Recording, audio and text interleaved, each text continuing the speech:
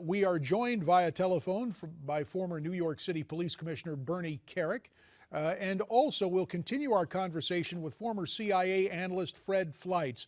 Bernie, amidst all the controversy involving the NYPD and the current mayor of that metropolis, we were also talking last week prior to New Year's Day about the terror threat. In the wake of this terror attack in Paris today, do you believe now we will see heightened awareness here in the United States, or a heightened risk of attack? And will Homeland Security respond accordingly in your mind? Well, I think we'll go to a heightened state of alert, especially in areas where,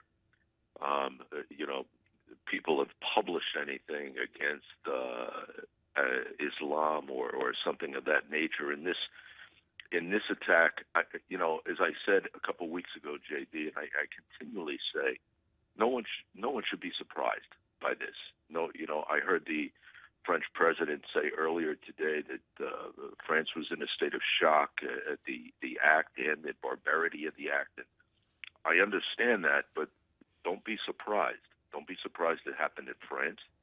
Don't be surprised if it happens in London, and don't be surprised if it happens here, because this enemy is not going away.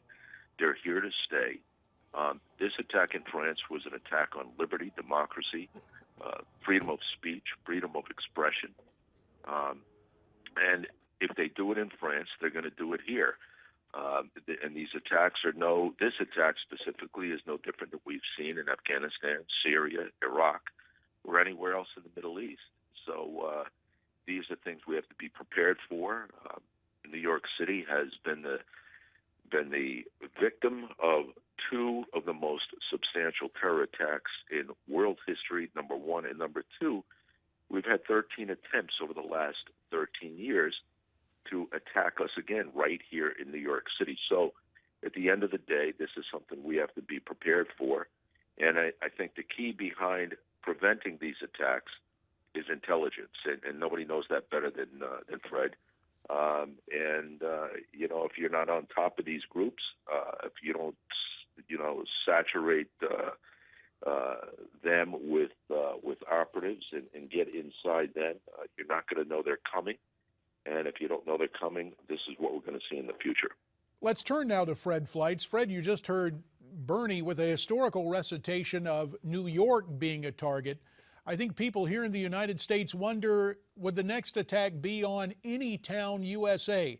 Fred, based on what you're seeing and hearing, is there continued interest in New York, major population centers, and Washington, D.C., because it is the seat of government? Or in the minute 30 that remains in this segment, might we see a concentration on, quote, a softer target, a smaller place that has not yet been hit? I think the Islamic State and al-Qaeda are definitely interested in striking targets in the United States. But I want to point out that this French satirical magazine, Charlie Hebdo, had a 24/7 policeman outside. This was not a soft target. This was a target that was guarded. This was a different type of attack, as I said earlier. And I think there are real concerns that the Islamic State is stepping up its game to punish nations that are involved in the military operations in Syria and Iraq. Mindful of that, with the minute that remains, Bernie, what advice would you have for those who run Homeland Security? What advice would you have for the president? 45 seconds, just a quick checklist. Well, I think we have to reevaluate how we're addressing our prevention. We have to be prepared. We have to have mock drills and tabletop exercises, and we have to secure our borders to make sure that these people aren't getting in here.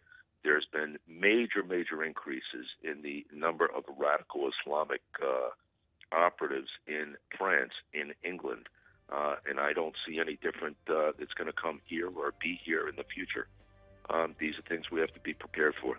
Fair enough. Fred Fleitz, we thank you for your time. Bernie Kerik, we're going to ask you to remain with us for more of your perspective on this developing story, a terror attack on a French publication in Paris. Again, you're looking live at that picture, and we'll be back with more next on America's Forum.